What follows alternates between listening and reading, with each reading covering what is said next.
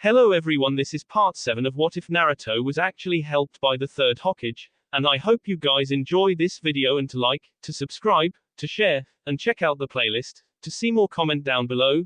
Now let's start the intro. They call me a god. They call me a god. They call me a god. Join my membership, the perks are great. It's in the description. Wave arc, with a twist. Team 7 then spent the next 5 weeks and knocked out 5D ranks per day. By the end of their 5th week, they completed their 100th D rank mission. They had actually had fun competing throughout the missions. Hinata was surprisingly quick with her hands, so she managed to win a few times when it came to tasks like picking weeds, painting fences and organizing various things for various shop owners. Sasuke liked the physical D ranks. Most of the farming tasks became strength and agility competitions between Sasuke and Naruto. Naruto would set his gravity seals to level 5 to make it fair. Hinata would do her part in these missions, but she couldn't keep up on the strength requirements. Level 6 gravity still made Naruto feel like he was being crushed and super light-headed, so Tsunade and Kurama had forbidden him from using it. They thought he would have to go through puberty before his body could take the strain. Team 7 became famous among the civilians. The normal bitching and moaning that could be heard by Genin squads doing the missions was absent during Team 7 missions. They were the exact opposite. They were lively, polite and competitive. The civilians that requested the missions started watching the games the Genin made from the mission. The back and forth between Sasuke and Naruto made it entertaining enough.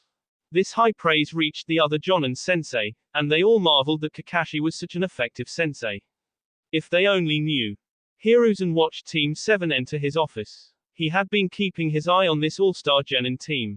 That is why he had no qualms about allowing Team 7 to be the first rookie Genin assigned AC rank. Team 7. I must say, you are the talk of the town.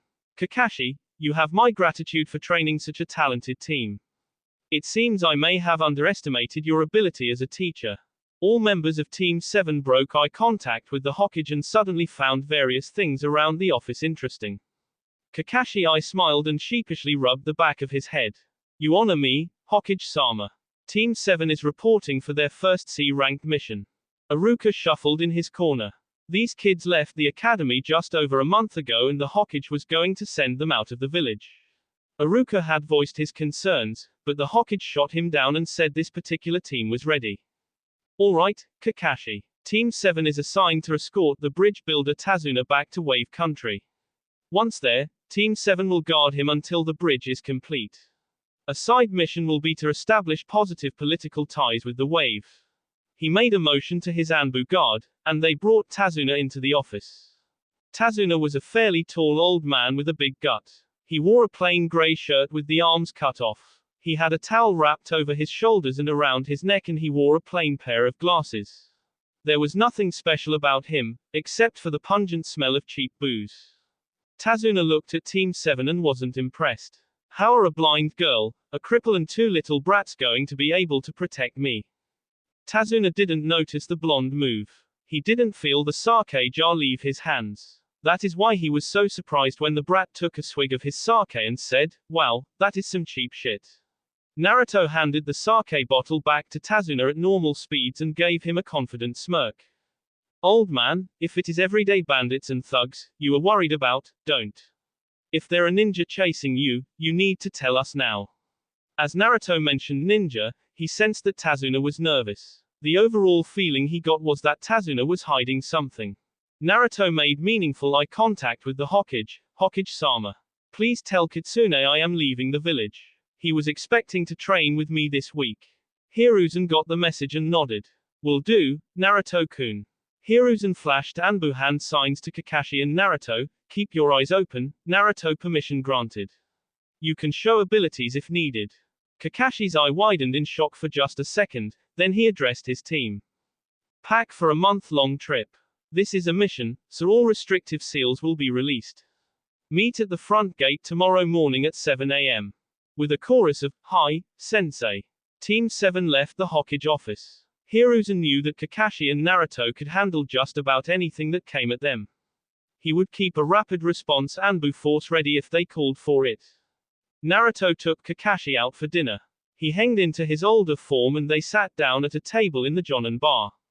They ordered their food and Naruto threw up a privacy seal.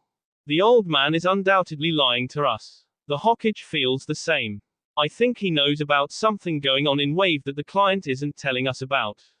Yup. Ototo, I got the same feeling. We will proceed with the mission. If need be, this will be your coming out party. The Hokage clearly wants us to get into Wave's good graces, so we will just have to take it seriously. Gotcha, I will have Q in the seal. If things start getting messy, he can be our backup. With that out of the way, they enjoyed their meal and shot the shit. Kakashi had really missed spending time with Naruto. The hole in his heart always seemed to shrink when he hung out with the blonde. It was thanks to Naruto that Kakashi had started getting rid of his bad habits. He still read smut in public, but he was showing up on time and putting some actual effort into being a Jonin sensei. The next morning came and Team 7 met Tazuna at the front gate. They set off as planned and Naruto produced 8 clone captains that escorted the team in a diamond formation. They had been walking for half a day when something finally happened. Sasuke, Hinata, my clones picked up 2 enemy ninjas hidden behind a genjutsu up ahead. They are nothing special. I want you two to deal with them. Kakashi and I will back you up. Naruto whispered quietly to his team. The whole team looked to Kakashi, who gave them a nod. Hinata was nervous as she activated her Byakugan. She could clearly see 2 ninjas hidden in the ground below a genjutsu of a puddle. She took deep breaths and prepared herself. She had to prove to Team 7 and herself that she could do this. As she approached the puddle, she gave a hand sign to Sasuke. Each of them darted to a separate puddle. The rapid movement caught the 2 shinobi off guard. They barely had time to get the defenses up as they jumped out of the ground and engaged their 2 opponents. With Hinata's first flurry of hits, Hinata had rendered Gozu's left hand, the one connected to the chain, useless. Thus, he was forced to fight Hinata one-handed. Hinata used this opening to step into Gozu's guard and land several hits to his stomach and chest.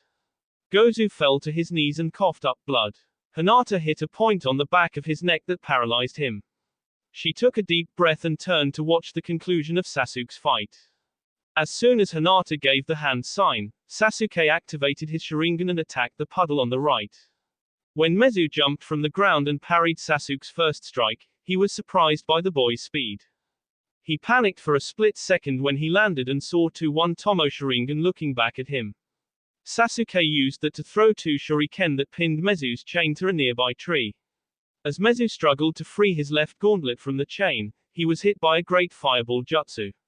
His screams, the sound of his flesh burning, and the smell made Sasuke run to the side of the road. Once there, he fell to his knees and puked up his lunch. Kakashi praised the 2 for their performance. He had Naruto tag Gozu and put him in a prisoner scroll. Mezu's body was put in a storage scroll to be taken back to the Hokage. Both scrolls were given to a fox summon that sprinted back to the hidden leaf. Kakashi then turned to Tazuna and put on his most intimidating face. Now, Tazuna-san, mind telling me why there were ninja waiting to ambush our group?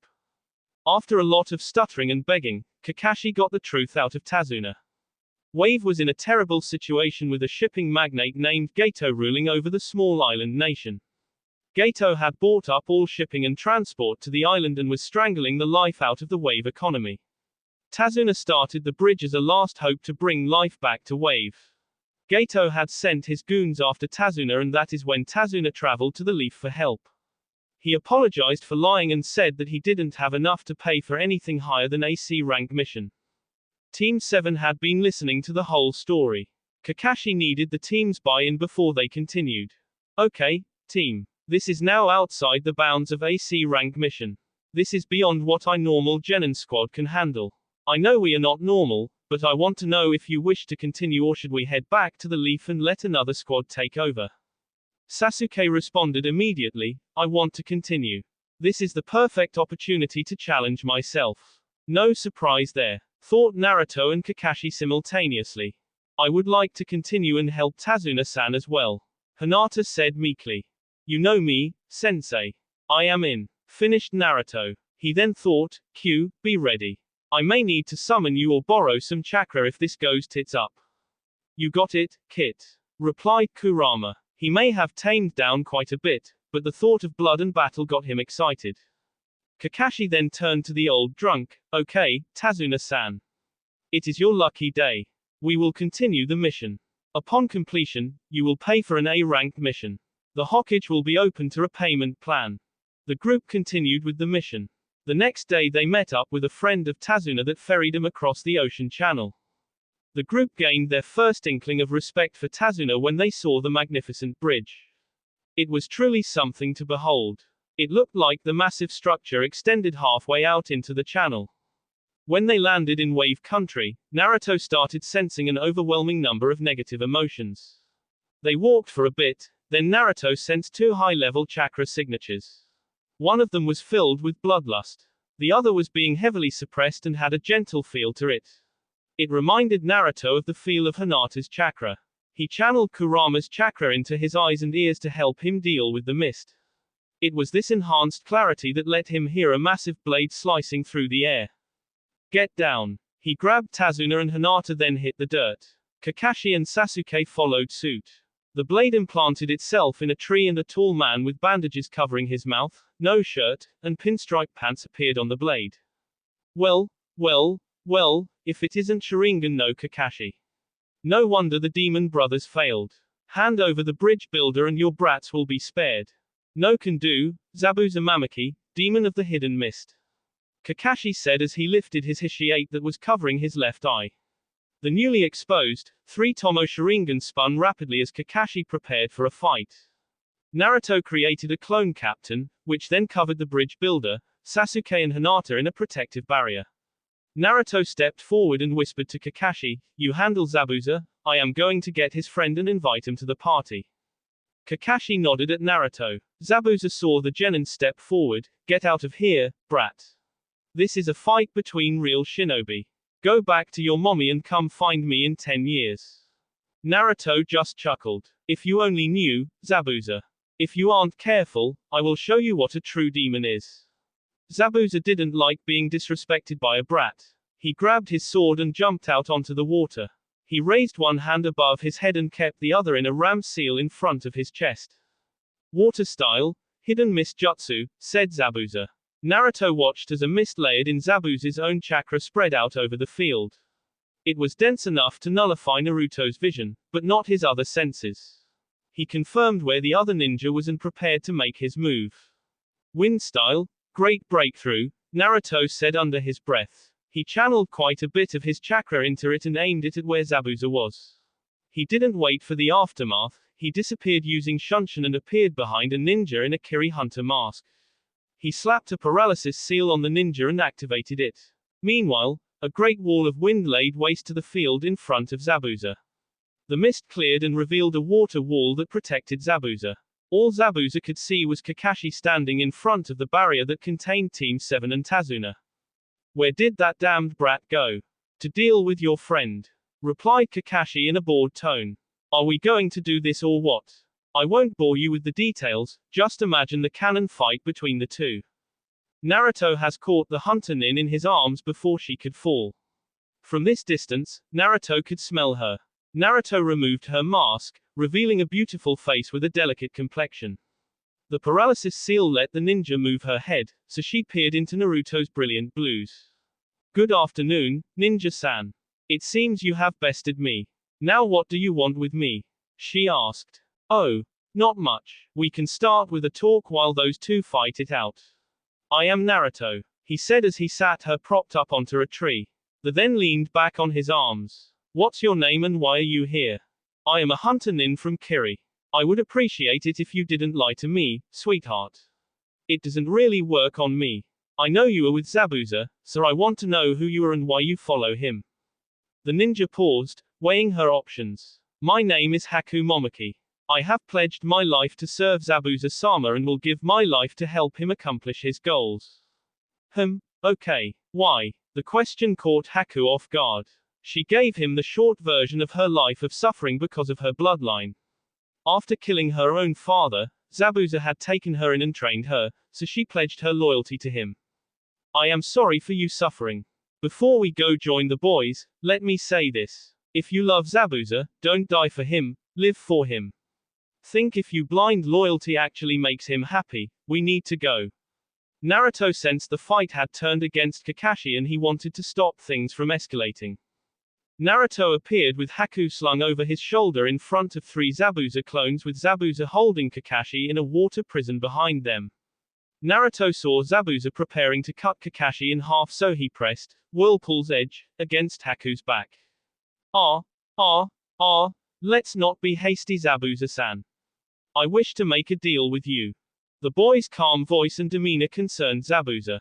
This kid shows no fear whatsoever and he bested Haku. What deal, kid?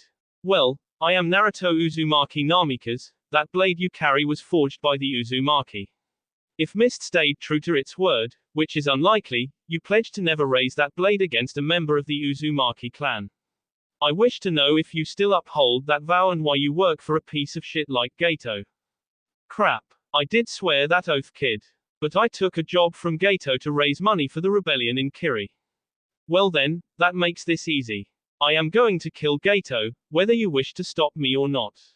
He is the worst kind of human trash. I will kill him within the week. When I do, I will take his blood-soaked wealth and give it back to the people he stole it from.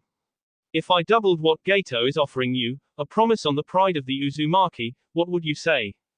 Zabuza was taken aback. He had taken a job, so his pride as a ninja demands he finish it. However, this kid unnerved him.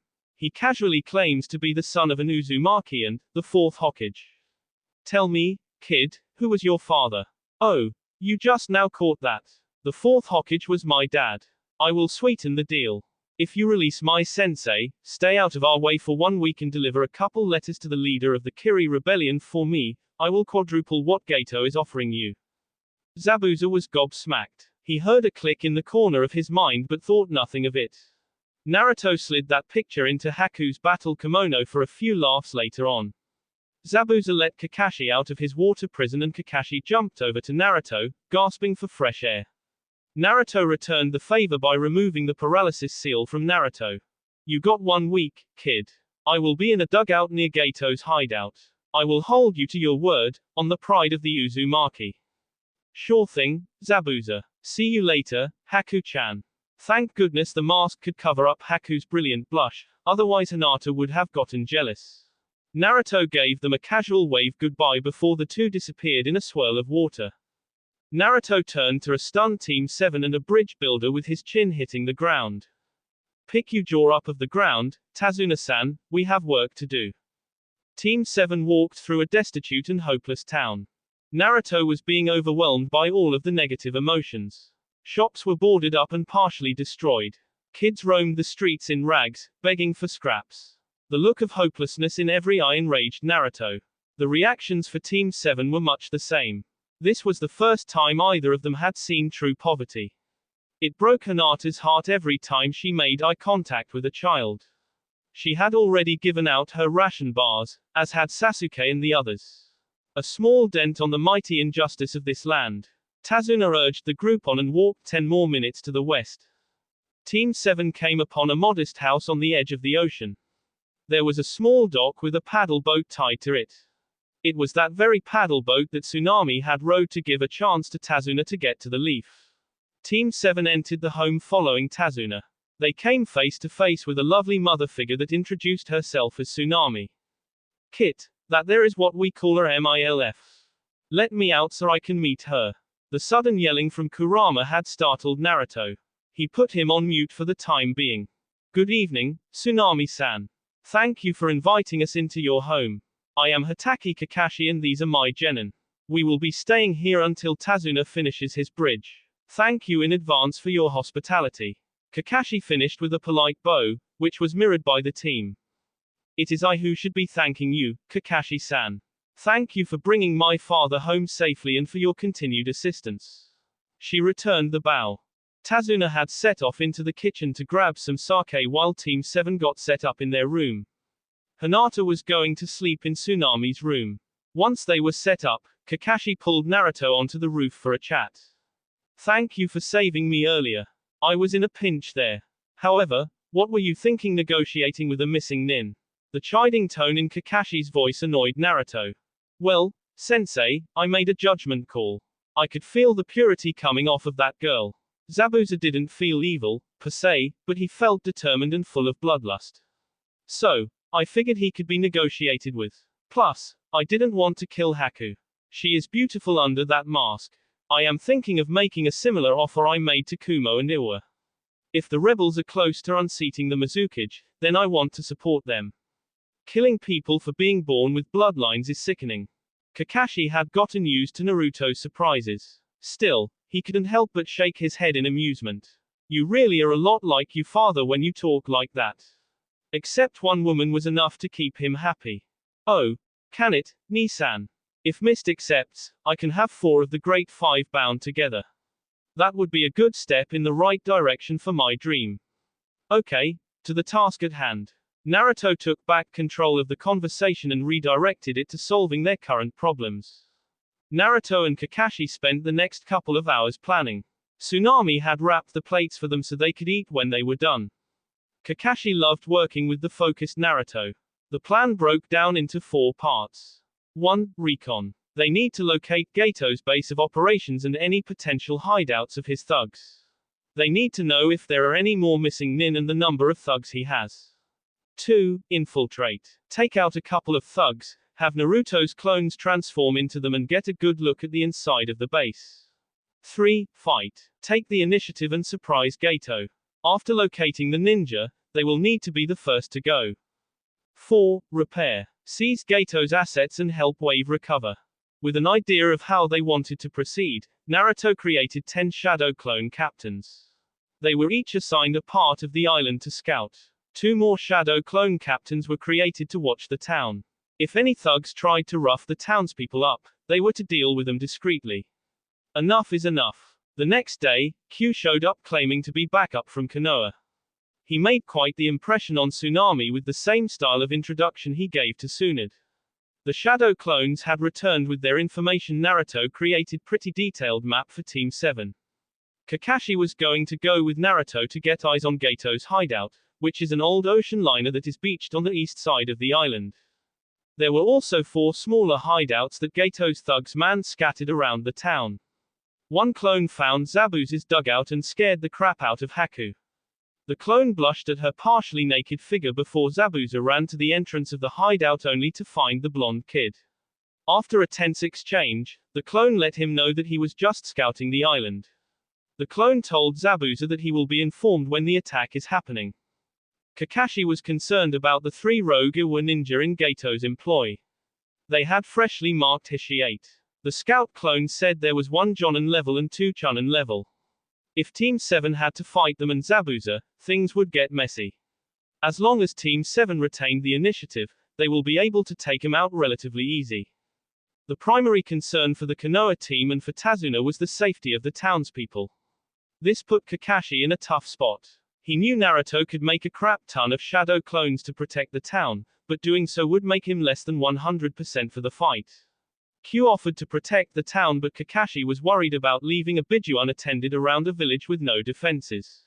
It took Naruto's convincing before Kakashi gave the okay for that part of the plan. The main objective for day 2 was to take out some thugs and have Naruto transform into them. Naruto's transformation was much more effective than a henge, so if they ran into ninja, they shouldn't catch on to him. The objective for this was to map out the ocean liner and locate the ninja, any hostages, Gato's office and his safe. Naruto wore a cloak with his stealth seal as he entered town. He got up on the roofs and spread clones out throughout the dilapidated town. Around noon, Naruto watched 3 thugs with shoddy weapons walk into a local baker. The thugs harassed the owner and threatened to kill his daughter if he didn't feed them. Naruto had one of his clones, henge, into Tsunami and enter the bakery. The clone then immediately left as if it was scared. The ploy worked and the thugs followed the fake Tsunami into a nearby alley. Before any of them registered something was wrong, Naruto retrofit their heads with a kunai. He sealed the bodies away after taking their belongings and clothing. 3 clones, hanged, into the thugs, put on their clothing and weapons and walked back to the ocean liner. When the clones got to the ocean liner, they walked under the big banner reading, Gato Industries, and did their best to fit in with the crowd.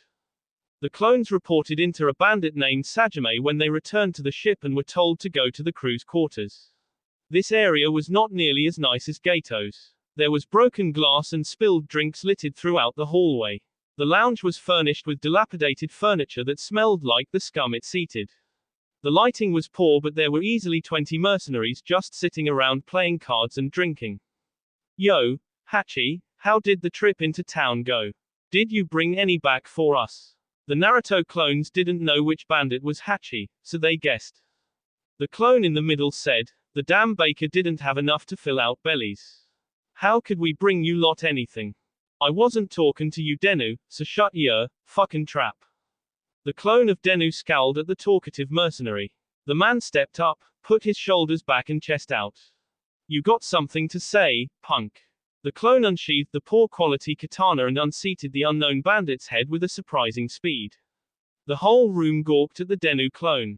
Watch ya, goons looking at. He picked a fight, and I finished it. End of story. This earned the clone Denu a trip to Gato's office, escorted by one of the 3 ninjas.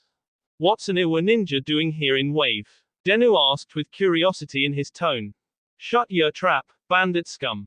Don't put yourself on equal footing with me, replied the ex-stone ninja.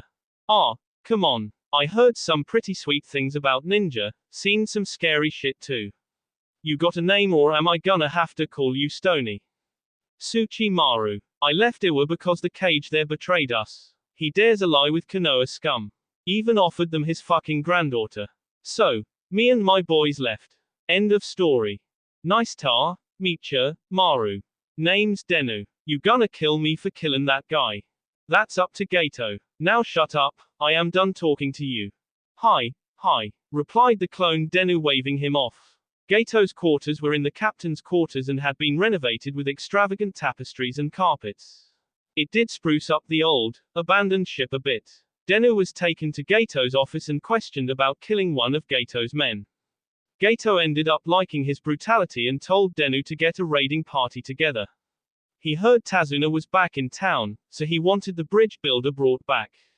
The clone Denu accepted the mission and gathered 10 guys to go hit up Tazuna's house. While Naruto was doing this, Kakashi took Sasuke and Hinata out to train on the ocean. Water walking on wavy water was significantly harder than on a calm lake. Therefore, by the 2 sparring in a wavy ocean, their chakra control should improve greatly. Normally, Sasuke would beat Hinata, but the water was the great equalizer.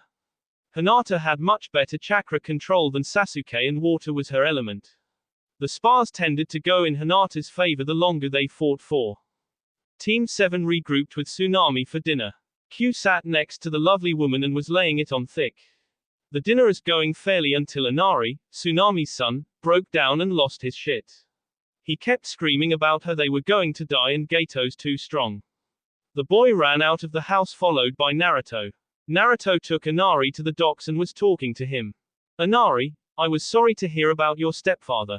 It sounds like he was a great man. Naruto let the boy get his sniffles out. It is my goal to become a man like Kaiser.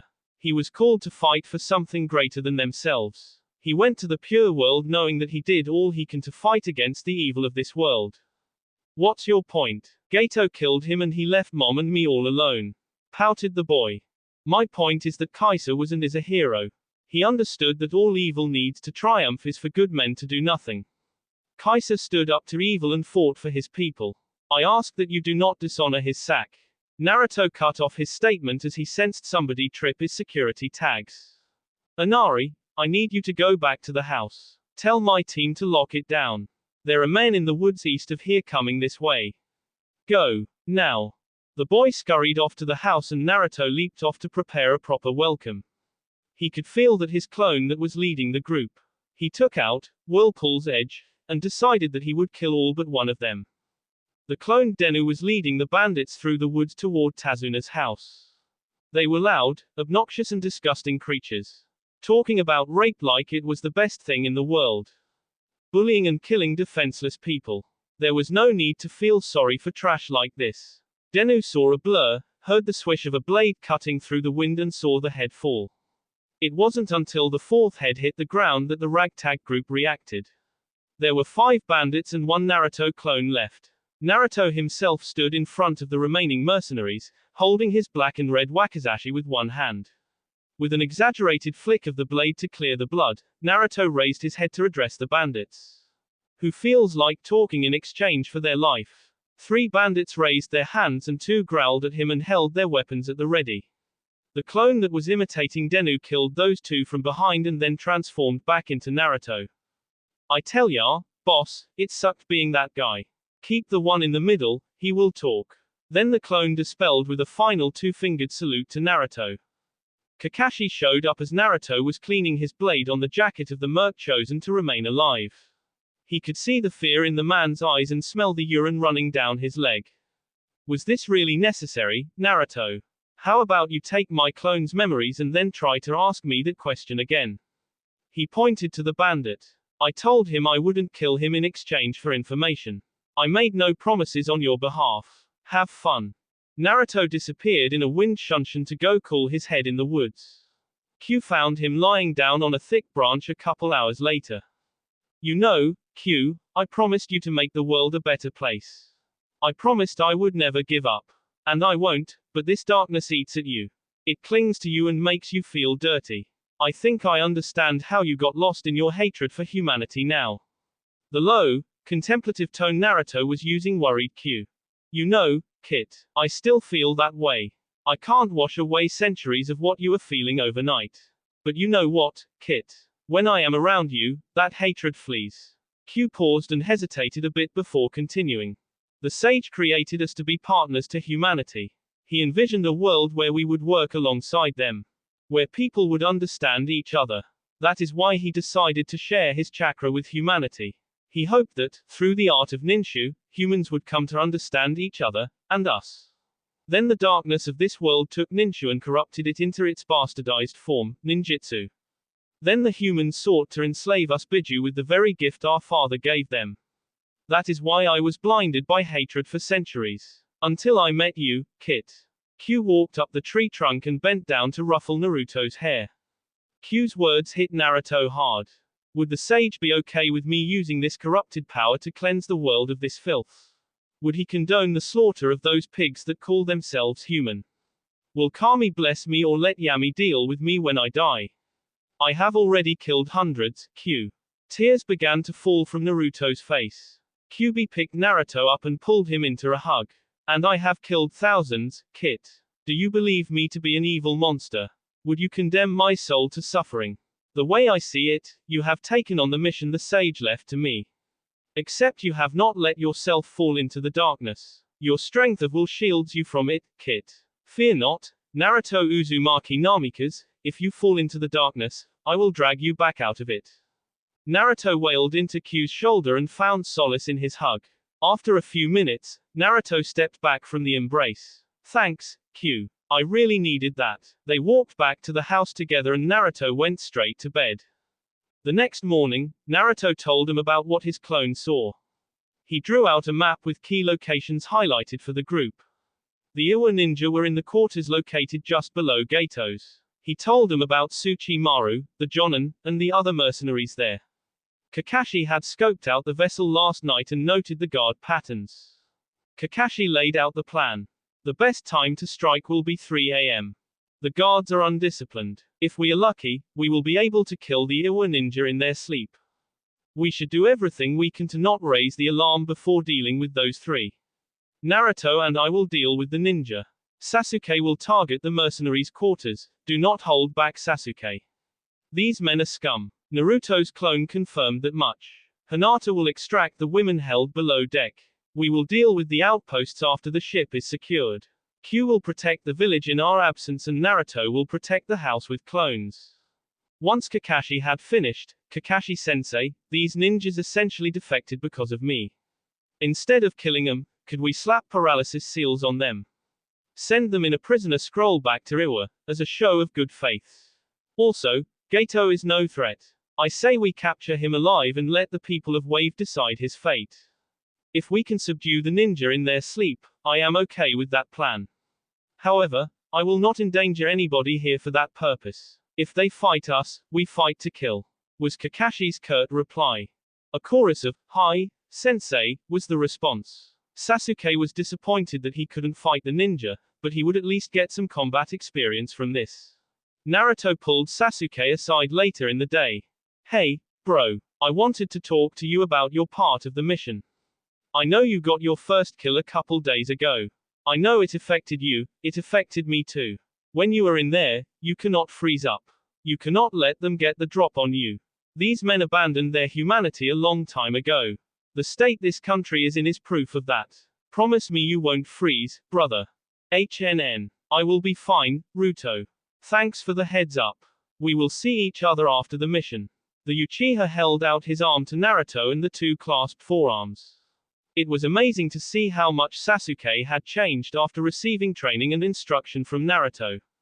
Naruto could still sense the darkness of Sasuke's desire for revenge, but his determination and desire to protect dwarfed it now. Naruto spent the day securing Tazuna's house with privacy seals, and Q went to go watch over the village. Team 7 did mission prep and final checks right after dinner. Naruto gave stealth tags, flash tags and a stack of explosive tags to each member of the group. Tazuna, Tsunami and Inari watched them leave the house shortly after nightfall. Around midnight, the group took up positions around the vessel. Naruto dispatched a shadow clone to let Zabuza know that tonight was the night. Haku gave the Naruto clone a hug and wished him good luck before it dispelled, much to Zabuza's chagrin. Team 7 watched the activity on the boat die down as the night drew on. Just before the guard's shift change at 3 a.m., Team 7 equipped their cloaking tags and walked up the side of the vessel. Each member of Team 7 was responsible for neutralizing a guard and then the guard's replacement. This was the most difficult for Hinata, who killed the man with an overloaded Juken strike to his heart. Naruto was looking at her and made eye contact with her when the deed was done. That look in his eyes helped her harden her resolve. After taking out the replacement guards 10 minutes later with very little sound and no resistance, the group split to complete their assigned tasks.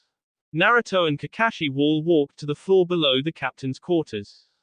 Naruto could hear muffled thumping coming from the floor above, but he toned it out. He and Kakashi staged outside the door of the Iwa missing Nin's room. Naruto slapped a sound-dampening seal on the door in an effort to eliminate the creaking when opening the door. The two entered the room with paralysis seals in hand.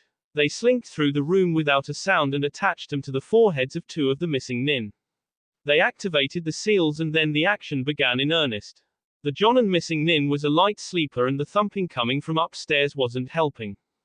When he felt the chakra flare produced by the seal tags being activated, he immediately jumped out of bed. He saw two shimmers near the beds of his companions. He grabbed the alarm clock sitting on his bedside table, charged it with Bokuton, explosion, chakra and threw it like a makeshift grenade at one of the shimmers.